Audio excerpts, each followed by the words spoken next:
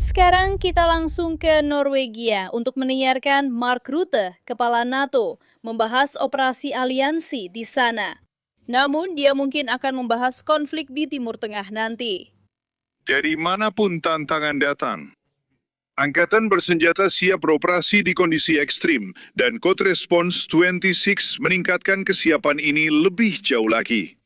Terima kasih kepada tuan rumah atas kepemimpinan selama latihan ini. Kerjasama kita akan menjaga keamanan dan perlindungan bersama. Sekarang, saya persilakan Menteri Luar Negeri Norwegia untuk menyampaikan kata-katanya. Silakan. Terima kasih, Mark. Inilah keamanan di Arktik. Inilah NATO dalam performa terbaiknya.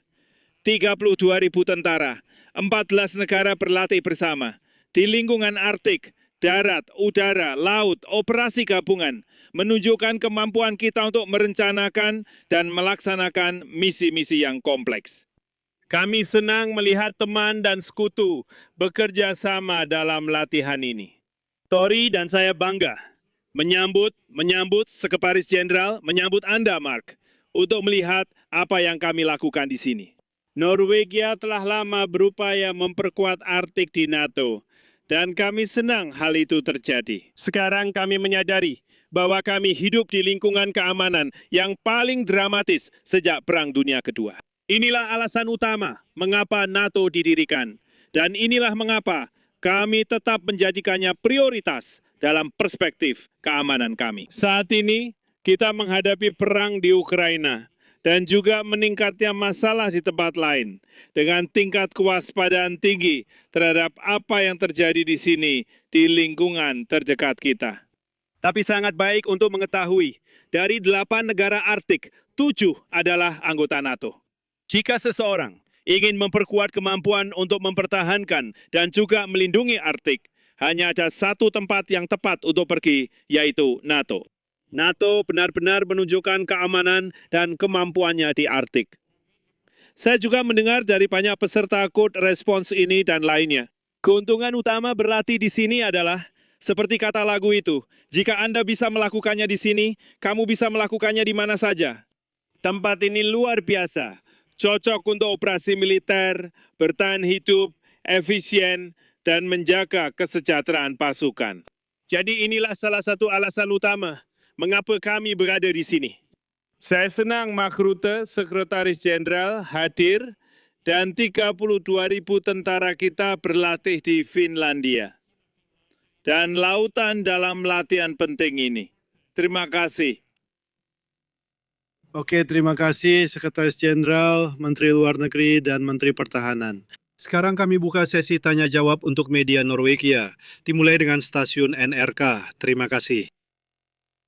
Halo Bapak Rutte, apakah penguatan militer Norwegia berlangsung cukup cepat? Apa pendapat Anda?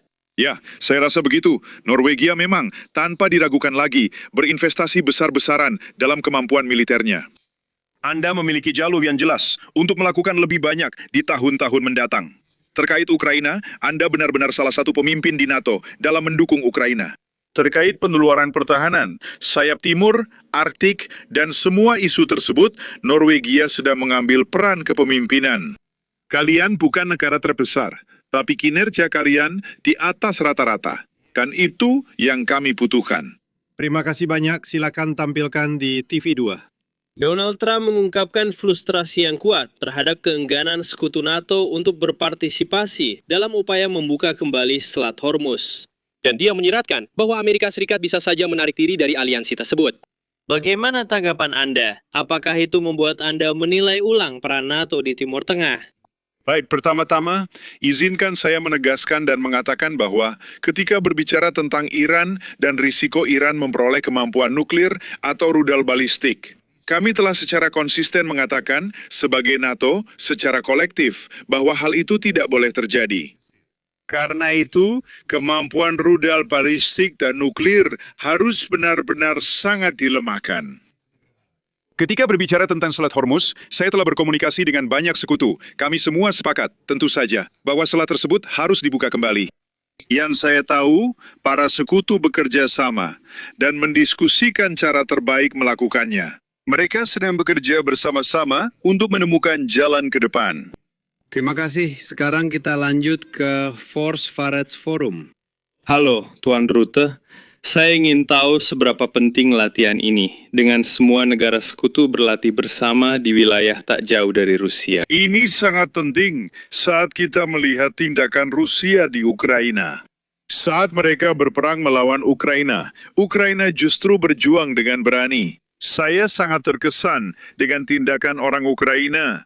Namun Rusia tetap bisa mempertahankan produksi industri pertahanannya meski melakukan hal itu. Mereka mengalokasikan 40% anggaran negara untuk pertahanan, yang setara 10% dari pendapatan nasional Rusia. Itu artinya bukan untuk parade di Moskow, tapi untuk digunakan, dan sekarang dipakai melawan Ukraina. Kita tahu dari sumber terbuka, laporan intelijen dan media dalam 12 hingga 18 bulan terakhir, bahwa kita harus siap jika Rusia benar-benar menantang NATO. Bisa terjadi tahun 27, 29, atau 31. Jadi kita harus siap. Kami segera memutuskan mengalokasikan 5% yang disepakati, termasuk 3,5% untuk pengeluaran inti pertahanan. Tujuannya menjaga Ukraina kuat dan fokus pada produksi industri. Norwegia meningkatkan produksi bekerja sama dengan mitra di Eropa dan Amerika Serikat. Kami melihat banyak contoh, termasuk di latihan ini, tentang kemampuan Norwegia dan seluruh aliansi. Saya yakin kita harus sangat waspada. Terima kasih.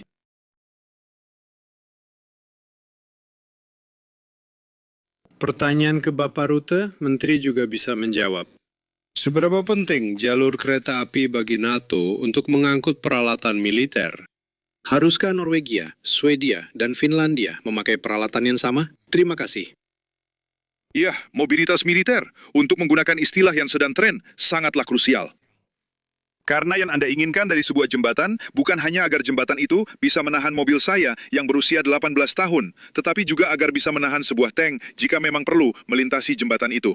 Kita tahu ada banyak contoh di Eropa di mana kita harus melakukan lebih banyak untuk memastikan bahwa jembatan-jembatan dapat menahan peralatan militer berat kita di masa perang. Tapi ini lebih dari sekedar jembatan. Ini adalah seluruh masalah logistik tentang bagaimana berpindah dari satu tempat ke tempat lain.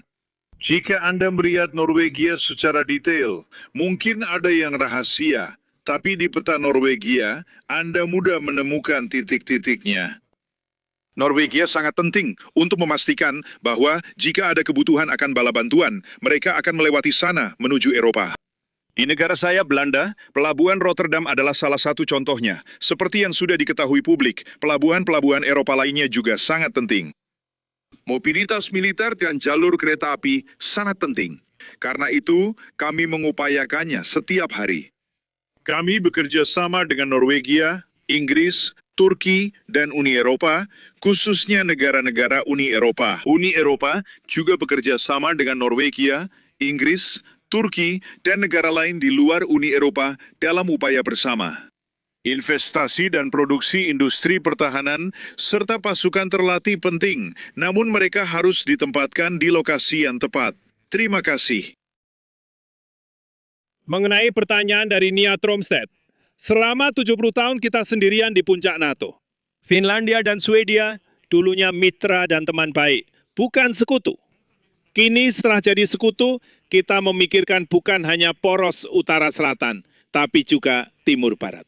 Ada peluang besar kerjasama militer dan kebutuhan baru mobilitas militer. Di wilayah utara itu, yang kita sebut Nordin Orden, atau utara jauh, dalam kerjasama antara Finlandia, Swedia, dan Norwegia. Dan ini juga sesuatu yang sedang kami tunjukkan dengan latihan ini. Kita melihat ini memperkuat kedalaman strategis dan kemampuan menggabungkan kekuatan yang sebelumnya tak bisa digabungkan. Jadi, melakukan latihan ini sekarang juga memberi kami kesempatan untuk menunjukkan hal itu. Sesi ini selesai, Nimrod. Sekarang kita lanjut ke wawancara individu. NRK dengan Menteri Pertahanan, lalu TV2 dengan Menteri Luar Negeri. Terima kasih.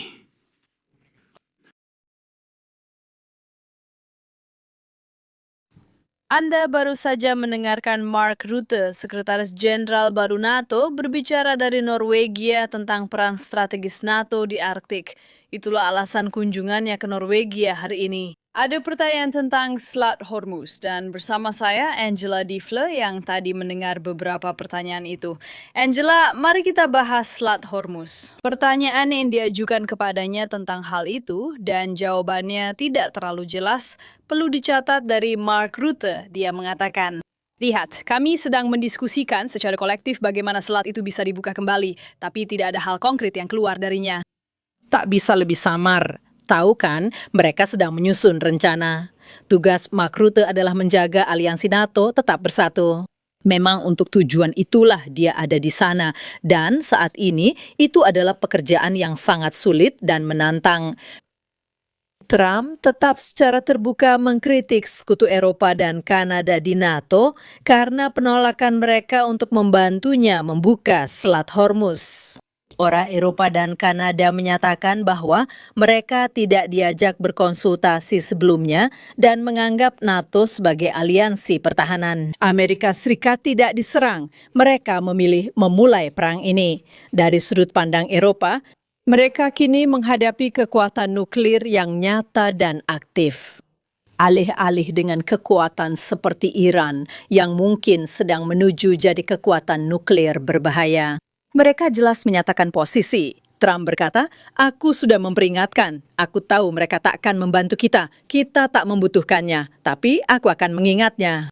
Dan mungkin saja Anda tahu sikap jangka pendek Eropa ini, bahwa Anda telah menghina kami di Davos, bahwa Anda tidak menjaga hubungan ini.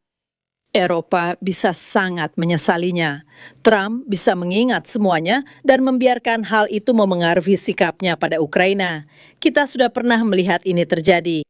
Dia memberi pengecualian 30 hari atas sanksi minyak Rusia yang menguntungkan Rusia.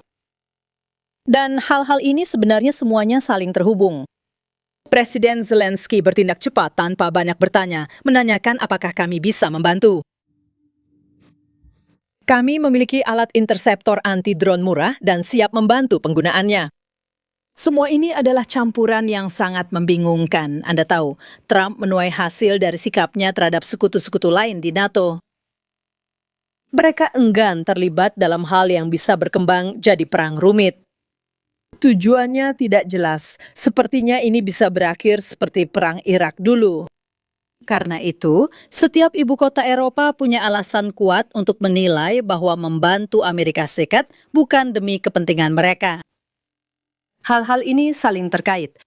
Di Eropa, orang berharap situasi membaik setelah Donald Trump lengser karena sulit memahami dirinya dan motifnya. Sikapnya sulit ditafsirkan. Mungkin maksudnya agar kedua pihak dalam aliansi tetap bertahan. Begitu Donald Trump tidak lagi di sana, situasi akan sedikit membaik. Namun perang dengan Iran menunjukkan ketegangan antara pemerintahan Trump dan anggota NATO lain. Baiklah. Terima kasih atas analisisnya, Angela.